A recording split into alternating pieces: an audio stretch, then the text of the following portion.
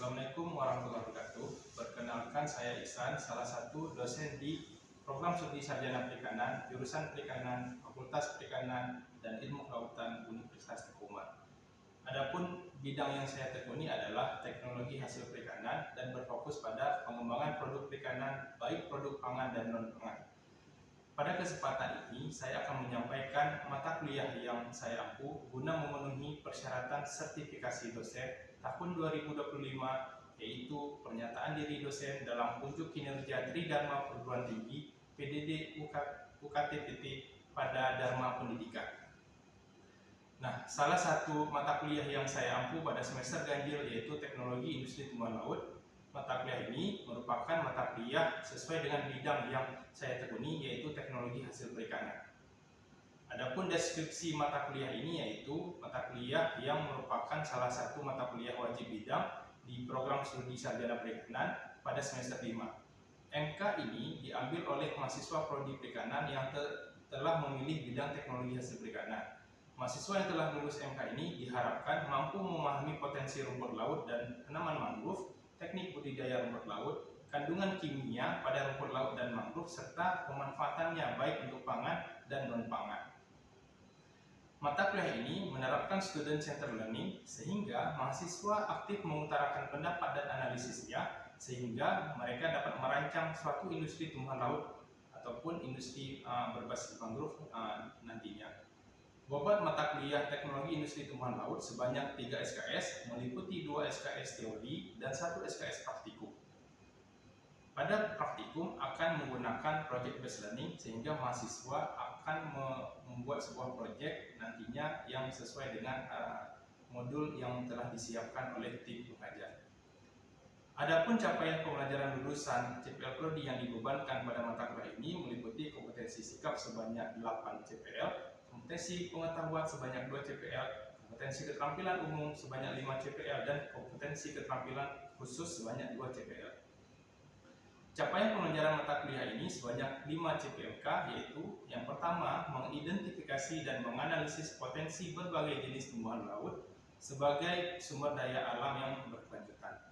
Yang kedua, memahami dan mampu menerapkan prinsip-prinsip dasar budidaya tumbuhan laut yang efektif dan efisien dan ramah lingkungan. Yang ketiga, menganalisis dan menginterpretasi komponen kimia serta kandungan gizi yang terdapat pada tumbuhan laut dan tanaman mangrove. Yang keempat, mengembangkan ide dan merancang proses pemanfaatan tumbuhan laut dan mangrove untuk berbagai produk pangan dan non-pangan yang bernilai tambah. Yang kelima, mengembangkan teknologi dan inovasi dalam industri pengolahan tumbuhan laut dan mangrove dari aspek teknis, ekonomis, dan lingkungan. Bahan kajian dan atau materi pembelajaran pada mata kuliah ini sebanyak 7, meliputi yang pertama, potensi dan pemanfaatan tumbuhan laut dan mangrove. Yang kedua, budidaya rumput laut. Yang ketiga, panen dan pasca panen rumput laut. Yang keempat, komposisi kimia pada rumput laut dan mangrove. Yang kelima, karbohidrat pada rumput laut dan mangrove. Yang keenam, rumput laut dan buah mangrove sebagai sumber bahan pangan berkelanjutan. Dan yang terakhir, 7, rumput laut dan buah mangrove sebagai sumber bahan produk non-pangan. Pustaka utama yang digunakan di dalam mata kuliah ini yaitu yang pertama, Seaweed and Sustainable Food and Non-Food Application yang diterbitkan oleh Elsevier dengan penulis Tiwari dan Troy di tahun 2015. Selanjutnya, buku ajar Teknologi Industri Tumbuhan Laut yang dibuat oleh tim pengajar mata kuliah ini, yaitu saya sendiri Ihsan dan Dr. Uswatun Hasanah. Yang ketiga, Budidaya Rumput Laut yang diterbitkan oleh WWF Indonesia. Selain itu, juga dilengkapi dengan pustaka pendukung dari penelitian-penelitian tim pengajar, meliputi yang pertama, Formulation of Toru Tuna Based Instant Porridge with Addition Seaweed Float for Baby Complementary Food. Yang kedua, potensi pemanfaatan nipah sebagai pangan fungsional dan farmasetikal. Yang ketiga, antioksidan activity in nipah fruit with different level of ripeness. Dan yang keempat, formulation of functional beverage with antioxidant properties using nipah leaf. Dan beberapa sumber-sumber artikel ilmiah lainnya. Adapun rencana pembelajaran selama 16 pertemuan meliputi pertemuan 1 dan kedua, peluang dan tantangan penempatan tumbuhan laut di Indonesia dan dunia. Yang pertemuan ketiga, klasifikasi rumput laut dan keunggulan budidaya rumput laut. Yang keempat, lokasi dan metode budidaya rumput laut. Yang kelima, pemanenan dan pasca panen rumput laut. Yang keenam, protein pada rumput laut dan buah mangrove. Selanjutnya ketujuh, lemak dan mineral pada rumput laut dan buah mangrove. Dan yang kedelapan akan dilaksanakan ujian tengah semester. Pertemuan ke-9 akan membahas kerajinan pada rumput laut. Pertemuan ke-10 agar pada rumput laut. Yang pertemuan ke-11 alginat pada rumput laut. 12 monitor dan laminaran pada rumput laut. Pada pertemuan ke-14 pemanfaatan rumput laut dan buah mangrove sebagai pangan sehat berkelanjutan. Dan yang 15 pemanfaatan rumput laut dan buah mangrove sebagai produk non pangan. Dan diakhiri pada pertemuan 16 dengan ujian akhir semester. Nah, metode pembelajaran yang tim gunakan yaitu DIEA, meliputi Delivery, Interaction, and Evaluation. Delivery, tim pengajar akan mengajar dengan menggunakan bahan tayang yang dibuat dari buku ajar serta referensinya, beberapa referensi dalam bentuk video dan gambar mendukung bahan ajar yang ditayangkan. Selanjutnya, interaction yaitu bentuk interaksi dari tim pengajar dan mahasiswa dalam bentuk pertanyaan dan diskusi serta mendiskusikan korelasi-korelasi ilmu dengan kejadian faktual di lapangan. Yang ketiga adalah assessment yaitu penilaian dari UTS, UAS, dan project based learning yang dilaksanakan di praktikum. Adapun persentase penilaiannya meliputi UTS 25%, UAS 25%, dan project based learning sebanyak 50%. Berikut cuplikan video pada pertemuan ke-15 dan 16 yaitu pemanfaatan rumput laut dan tumbuhan mangrove untuk produk non pangan.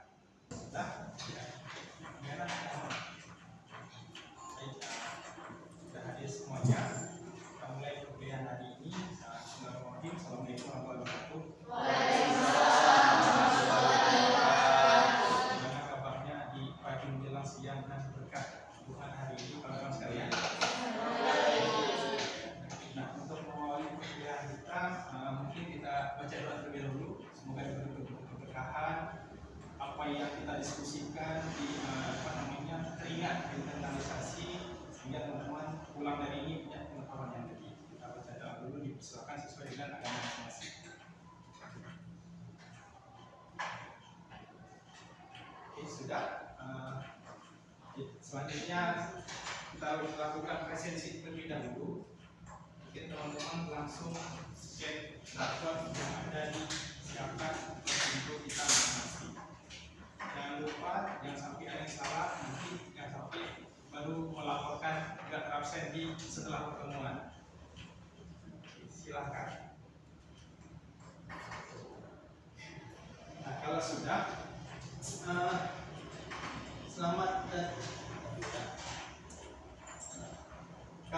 selamat datang kembali di mata kuliah Teknologi Industri Tumbuhan Laut. Ini merupakan tiga pertemuan terakhir kita akan membahas potensi pemanfaatan dari tumbuhan laut. Kita sudah pelajari bahwasannya tumbuhan laut itu sangat potensial untuk dimanfaatkan oleh manusia. Di daerah kita itu, khususnya Indonesia, wilayah perairan ada yang tahu nggak berapa jumlahnya, luasnya? Dan ingat, biasanya di awal-awal skripsi kan banyak. Indonesia punya potensi wilayah perikanan kelautan terbesar, yang mana sepertiganya daratan, sisanya adalah lautan. Nah, sebagai informasi teman-teman sekalian, potensi wilayah laut kita itu hanya 20% yang dimanfaatkan untuk budidaya tumbuhan laut, sisanya belum termanfaatkan. Nah, di satu sisi yang lain, komoditas tumbuhan laut itu merupakan komoditas ketiga terbesar yang dimintai oleh pasar global. Selain dari tuna, tongkol cakalang, ya kan, cumi-cumi udang, nah sisanya itu adalah tumbuhan laut, salah satunya adalah ikan makhluk. Artinya secara potensial sangat besar. Nah, karena memang pemanfaatannya sangat besar. Dari mana kita bisa tahu pemanfaatan sangat besar? Karena ada komponen-komponen, yaitu komponen metabolik primer. Yang kedua adalah, ada yang tahu contohnya? Ingat? Silakan. Satu orang, silakan. Siapa? Protein dan karbohidrat.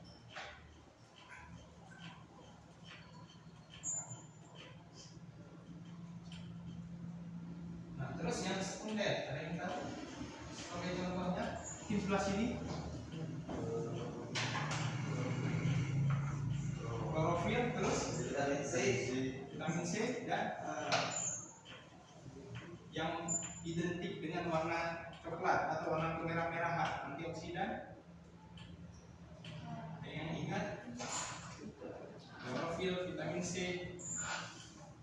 Sebenarnya ini paling inti dari rumput laut ya, yaitu si beta karoten. Klorofil saya ingat ya. Apa itu klorofil?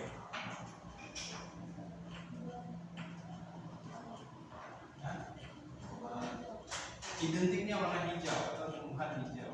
Zat warna hijau daun. Ternyata dia punya aktivitas, yaitu sebagai antioksidan. Kalau antioksidan pernah mendengarnya? Apa itu antioksidan? Sering kita dengar kalau di iklan-iklan di TV. Antioksidan zat penangkap radikal bebas. Nah, contoh-contoh misal bagi orang laki-laki yang suka merokok, yang harusnya banyak konsumsi antioksidan karena radikal bebasnya dia mengkonsumsi atau menghasilkan radikal bebas yang tinggi, sehingga butuh yang namanya klorofil, beta karoten atau vitamin C.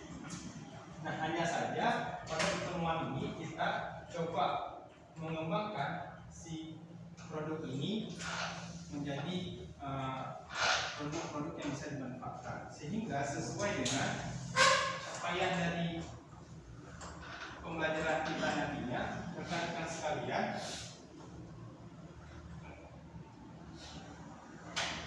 yang pertama mampu menganalisis potensi divisi atau zat bioaktif yang ada di permukaan laut, terus mengevaluasi teknik pengolahannya. Dari zat-zat itu teknik pengolahan mana yang paling bisa dimanfaatkan. Yang selanjutnya adalah merancang produk pangan inovatif. Jadi produk-produk yang ada inovasinya, ada ketentuannya. Oke, kalau gitu saya lanjut ke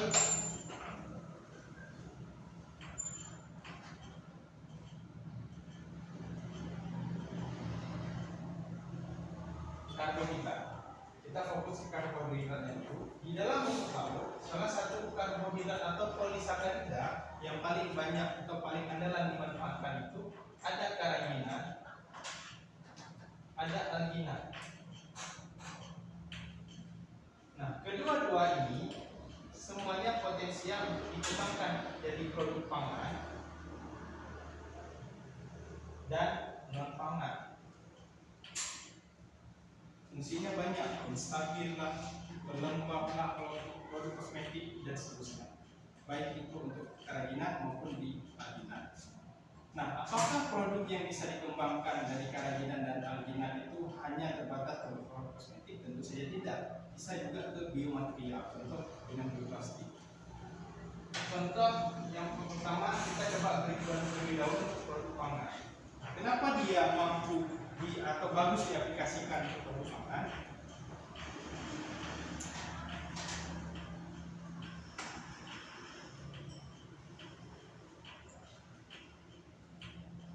Mungkin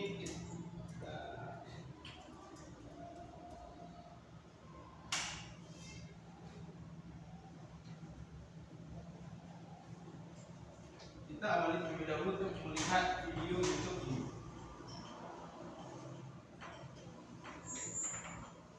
Ini adalah krim yang di dalamnya ditambahkan karaginan.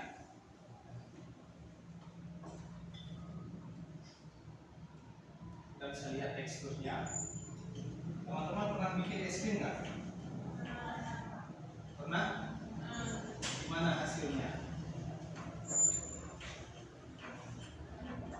Lebih mirip es krim mousse atau lebih mirip es lilin?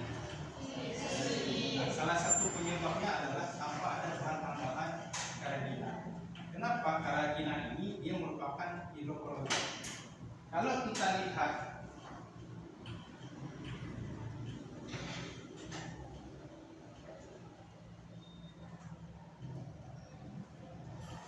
jika kita lihat secara kimiawi, pada saat proses pembekuan, air itu akan mengkristal.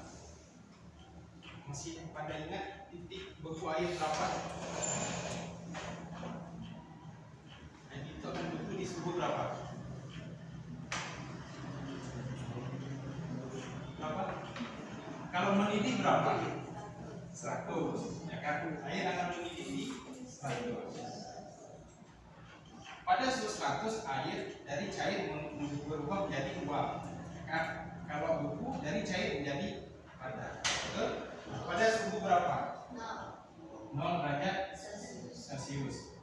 Nah, hanya saja di antara 0 derajat Celcius menuju minus 30 atau minus 18 atau minus 15 derajat Celcius ada namanya thermal arrest time. Jadi di mana suhu ketika dia berubah dari cair menuju padat, dia akan membentuk kristal. Coba teman-teman lihat yang warna biru. Nah, es krim kenapa bisa tidak lembut padat ketika es kristal yang warna biru ini ukurannya besar-besar? Itu yang pertama. Yang kedua, ketika si esnya itu berpisah dengan protein ataupun berpisah dengan lemak, jadi dia ngendap. Yang mana sebenarnya di dalam protein itu bisa berikatan dengan air sehingga dia lembut menjadi krim. Begitu juga dengan lemak, berikatan dengan air dia menjadi lembut atau viskositas atau mengental dengan sempurna. Nah, ketika dia perubahan suhu, ada perubahan tekanan sehingga air itu akan keluar atau berpisah dengan si lemak atau protein. Kurang lebih LDR. Nah, ketika LDR mereka menjadi tidak bagus, menjadi rusak. Ya, kayak kalian kalau pacaran LDR gimana? Jadi kurang bagus, gitu kan? Kira-kira gambarnya seperti itu atau analoginya. Nah, si hidroklorid perannya adalah membantu supaya mereka tidak LDR. Dia tetap bagus, dia berikatan sehingga pada saat melewati fase thermal arrest time itu si kristal ini nggak keluar dari atau nggak putus hubungannya dengan protein dan lemak. Dia tetap dengan. Makanya kawan-kawan sekalian, es krim konvensional ya, merek-merek apapun itu, ketika dia misalnya kita beli di supermarket kan, pulang kan meleleh tuh, apalagi mula bunyi panasnya luar biasa, betul kan? Apalagi kayak kemarin sampai berapa 39 dan seterusnya, kan meleleh. Kita bekukan lagi, itu masih bagus-bagus saja, karena yang ini nggak bisa, kristalnya masih bagus. Seperti itu gambarannya, bisa dipahami? Ada pertanyaan?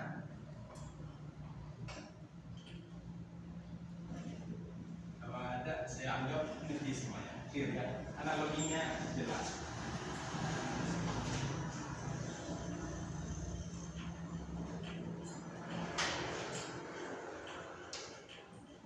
Nah, ini analogi kedua dalam si peran si hidroklorid itu sebagai dalam pembentukan es. Pada dasarnya aplikasinya itu nggak hanya untuk es krim, bisa untuk bahan-bahan pangan lainnya, termasuk untuk daging-dagingan. Contoh, daging yang sifatnya harus tidak boleh kehilangan air atau water holding capacity-nya bagus, misal steak, kan? Terus sushi dan seterusnya. Bahkan surimi itu produk fish cake, produk yang gelasinya harus bagus sehingga harus dibantu dengan hidroklorid ini, sehingga tidak rusak selama proses pembekuan maupun proses penyimpanan. Yang gambar di tengah ini merupakan proses hilangnya air di proses pembekuan. Ini pada kasus adalah daging steak sapi. Nah, analoginya di gambar sebelah kiri adalah di mana peran hidroklorid agar daging sapi itu tidak kehilangan air ketika pada saat proses pembekuan. Gimana bentuk sehari-hari proses kehilangan air?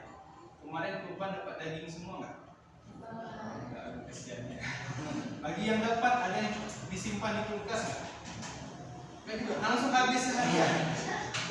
Atau gini deh, pernah lihat daging beku terus lelehkan kembali. Kan keluar tuh air gitu kan. Sebelumnya kita nggak nambahin air kan? Tapi dari mana air itu keluar? Itulah air yang sumbernya berikatan dengan protein maupun berikatan dengan lemak di dalam jaringan si daging. Nah, ketika kebanyakan hilang air, daging itu kehilangan tekstur kenyalnya. Makanya alot kadang-kadang. Betul kan? Daging korban identik nggak bisa dijadikan steak katanya. Bahkan banyak tutorial ada yang pakai getah pepaya dan sebagainya, tetap juga tidak bagus. Pada dasarnya gara-gara kehilangan kemampuan daya ikan air. Makanya biasanya ditambah bahan tambahan pangan. Contohnya adalah kerajinan. Oke.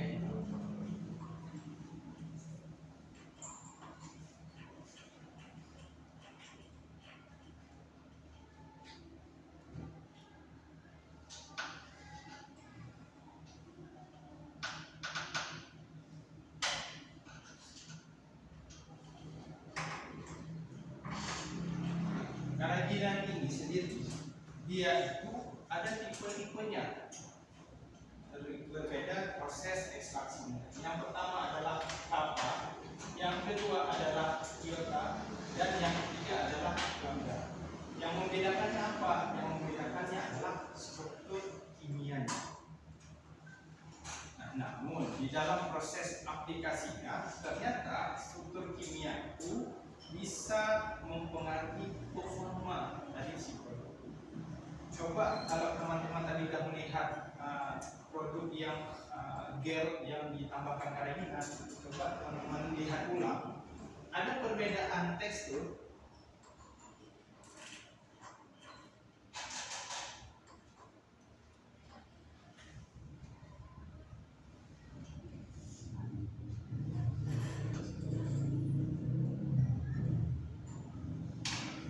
Terdapat perbedaan tekstur pada gel atau krim yang ditambahkan berbeda jenis kerajinan. Pertama, yakni yang lambda, di mana proses atau kekentalannya atau kepadatannya coba dibandingkan.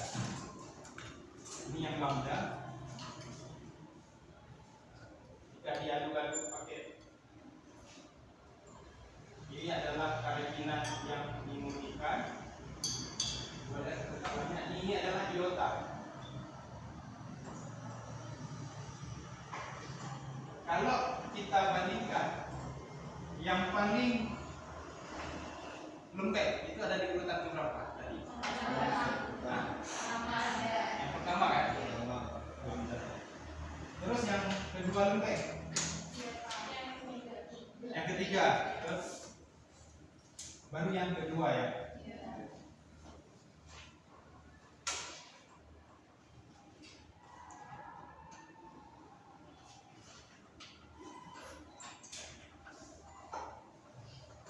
Kita lihat lagi struktur kimianya.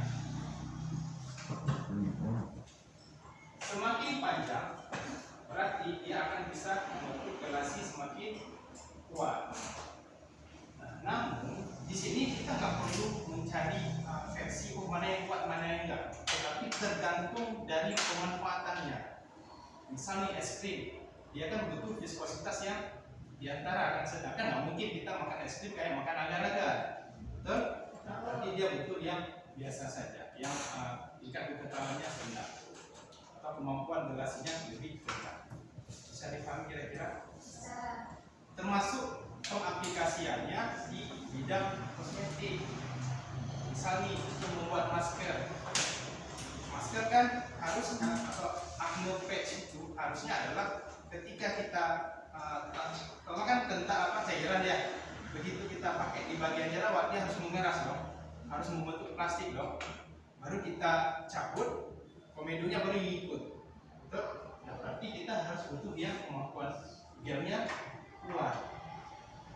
Bayang kok buat masker tapi lembek, jerawatnya nggak akan terangkat. Itu jelek. Jadi pahami?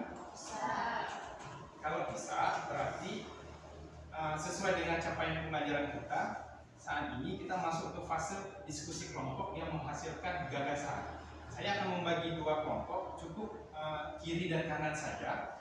Selanjutnya, kawan-kawan silakan memilih aplikasi dari karabinan sebagai hidroklorid, baik untuk produk pangan maupun non pangan. Nanti silakan memberikan gagasannya. Nggak perlu diketik dalam bentuk makalah, hanya bersifat gagasan saja. Hanya saja gagasannya harus berlandaskan logika yang baik dan dikombinasikan dengan sumber-sumber artikel ilmiah yang dapat dipercaya. Harapan saya bisa memakai sumber-sumber internasional. Oke, mungkin silakan duduk secara melingkar saja supaya memudahkan teman-teman diskusi. Saya berikan waktu selama 2 menit. Oke, kita lanjutkan ke kelompok berikutnya. Silakan, siapa yang jadi juru bicara? Produk apa yang akan dipilih? Sebelumnya kami akan menyampaikan diskusi dari kelompok 2. Produk yang kami pilih itu penggunaan karabinan dalam bioplastik. Bioplastik ya? Iya, Pak. Bioplastik. Oke, silakan dilanjutkan. Bioplastik pada bumbu mie instan yang bertujuan untuk mengurangi sampah plastik dan berfungsi yang pertama untuk membentuk film transparan dan fleksibel. Yang kedua, penghalang terhadap gas dan lemak sehingga bahan yang dibungkus menjadi tahan lama. Yang ketiga itu bersifat edible atau dapat dimakan langsung dan menjadi praktis. Terima kasih banyak kelompok 2. Kalau ini tadi punya pemanfaatannya di kulit, kelompok 2 lebih ke plastik ya, yang mana plastik itu bisa dikonsumsi langsung. Nah, ini sebenarnya sesuai dengan juga isu-isu lingkungan saat ini, karena salah satu isu lingkungan baik itu provinsi kita Aceh, terus juga Indonesia, bahkan secara global itu adalah masalah plastik. Bahkan masuk ke dalam salah satu isu atau prioritas secara global yang diakomodir di dalam SDGs atau Sustainable Development Goals. Nah, plastik tadi itu teman-teman kelompok 2 memilih untuk bumbu Indomie, yang mana kita pengkonsumsi Indomie terbesar juga.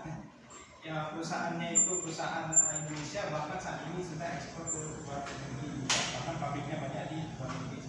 Jadi potensi untuk penerapannya sungguh luar biasa. Baik, kalau gitu sekian mungkin pertemuan kita di hari ini. Nah, sebagai tugas untuk kelanjutannya, kawan-kawan coba membuat rancangan formulasi untuk produk masker dan untuk produk bioplastik, karena ini akan kita jadikan project based learning di dalam pembelajaran kita, sehingga kawan-kawan di praktikum nanti akan membangun project sesuai dengan tema yang kalian angkat masing-masing. Ada pertanyaan untuk praktikumnya? Tidak ada? Kalau tidak ada, saya rasa itu semua. Saya akhiri. Terima kasih banyak. Assalamualaikum warahmatullahi wabarakatuh. Sekian video ini. Terima kasih banyak. Assalamualaikum warahmatullahi wabarakatuh.